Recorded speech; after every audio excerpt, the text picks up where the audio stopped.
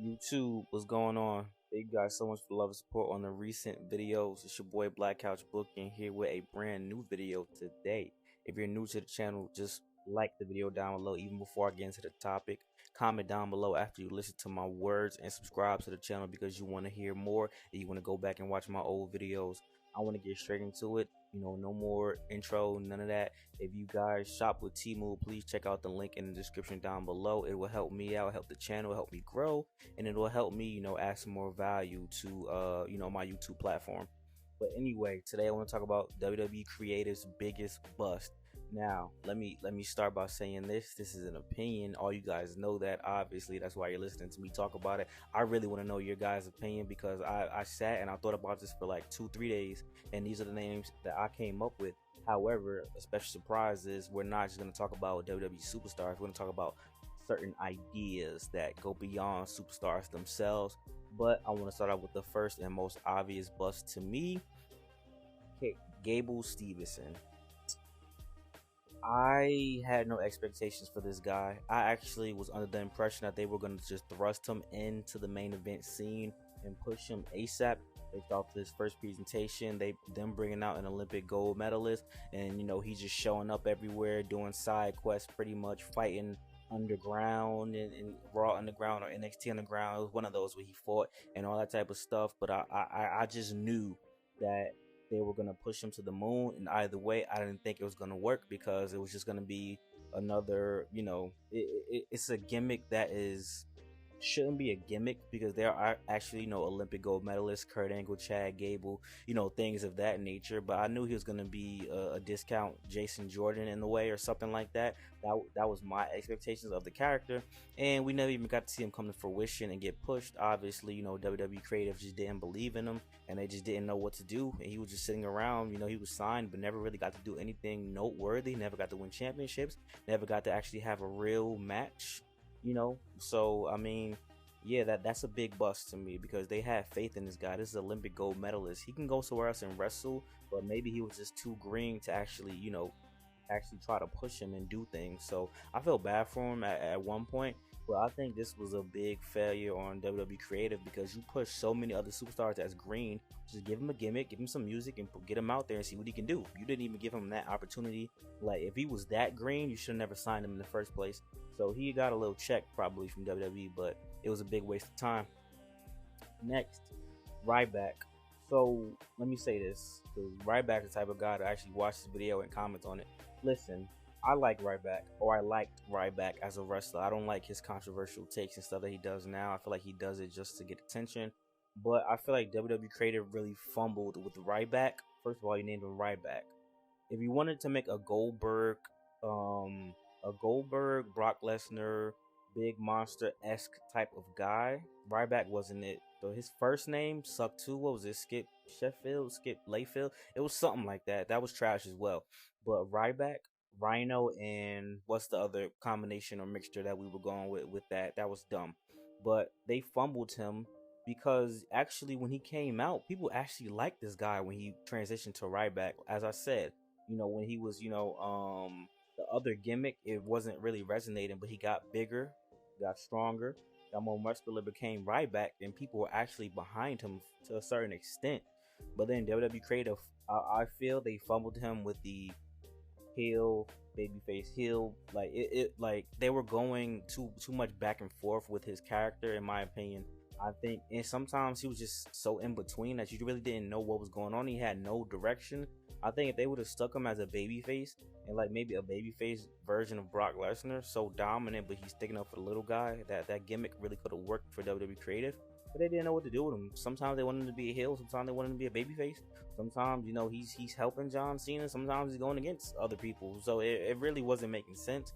I'll say the most noteworthy thing that he was in was that Survivor Series Angle gets the Authority, but wasn't even the guy that was going to shine and all that.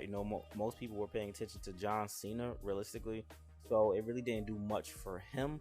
And then WWE just let him fade to obscurity, but he actually had a chance to be really good, but Creative and Vince McMahon just didn't pull the trigger, and Vince McMahon was actually high on this guy, even with that dumbass name.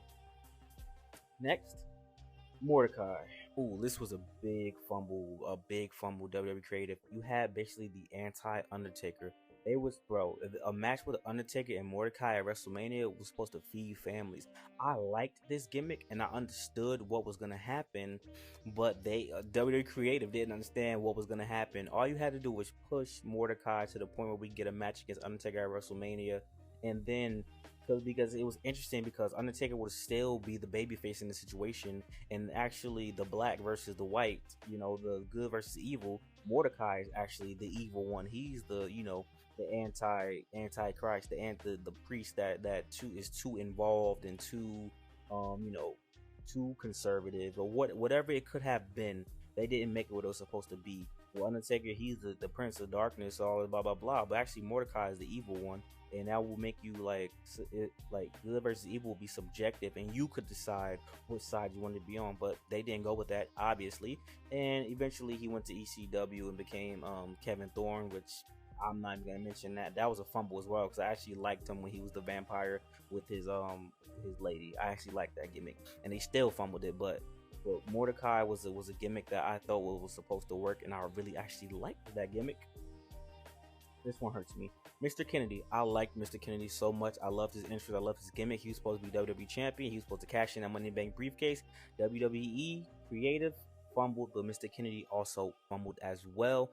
Randy Orton and John Cena, I would say, are the catalyst for getting him in trouble, because once Randy Orton and John Cena said something, Randy Orton obviously said Mr. Kennedy was unsafe to work with. Then he didn't like Mr. Kennedy. Then Randy Orton talked to John, and John was like, yeah, I feel the same way. And then Mr. Kennedy was talking about the stuff with Chris Benoit, and Mr. Man was like, all right, I'm tired of this guy.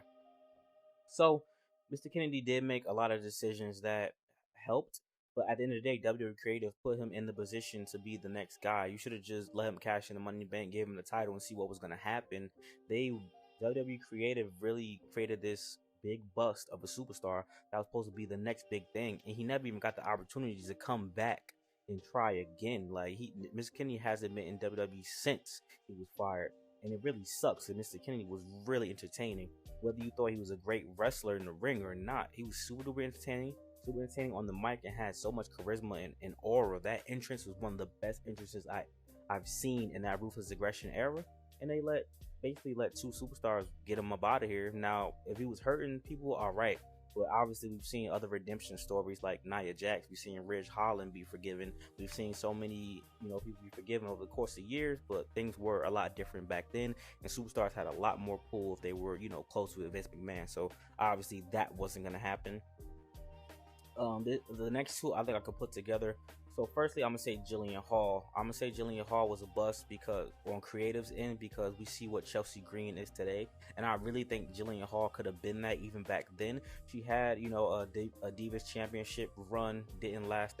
Actually, it lasted all right, but she was just a transitional champion. You know what I'm saying? She actually had the title for a little while, but she was a transitional champion, and nothing really came of it. But she had the annoying gimmick. Everything was perfect. It was a perfect setup for Jillian Hall to actually be, a good mainstay as a heel and babyface. Because obviously Chelsea Green, you see now, she's a heel, but she got the crowd behind her. I think Jillian Hall could have been Chelsea Green before Chelsea Green today.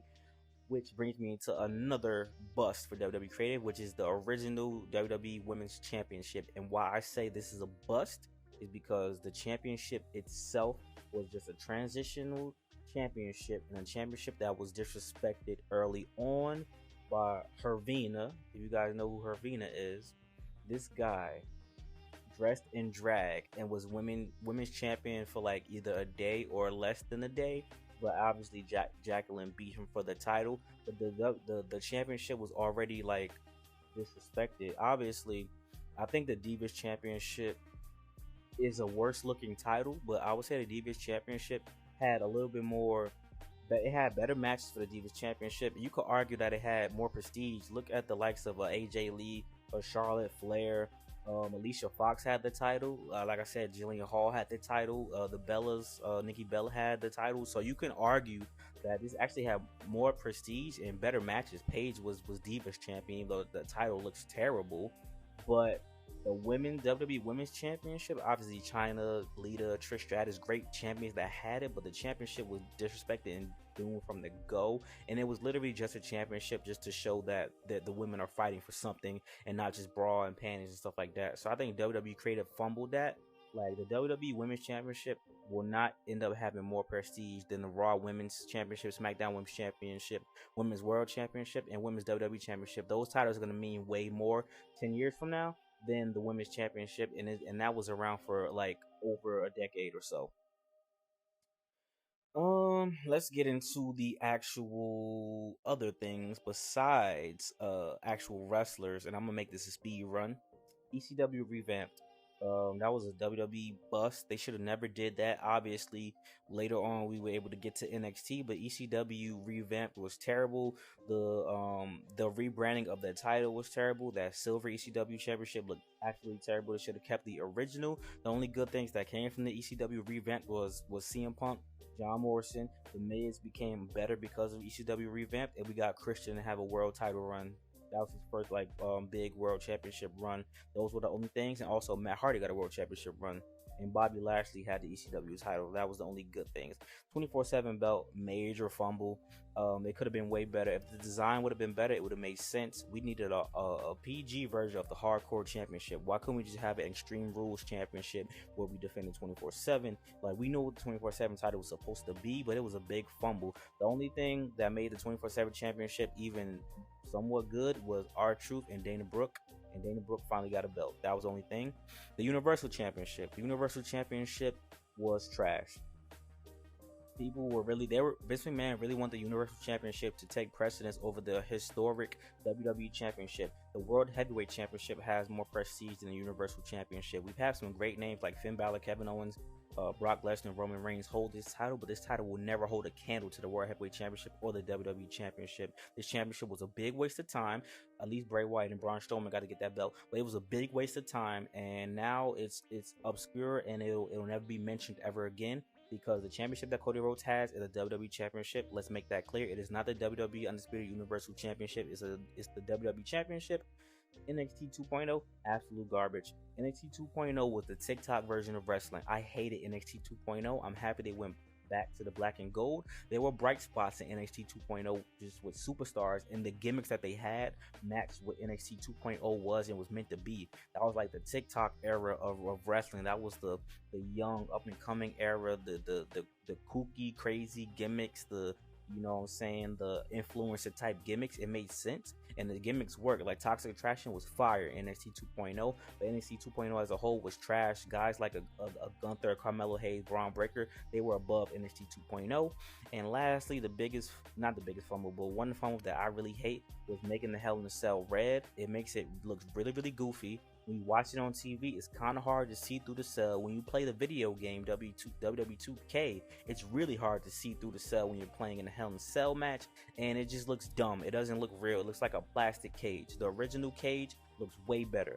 If you guys are new to the channel, please like, comment, subscribe. Thank you guys for the love and support, and let me know what you guys think, man. I want to know your opinions on this. I'll talk to you guys later, and I can't wait for the next video. Peace.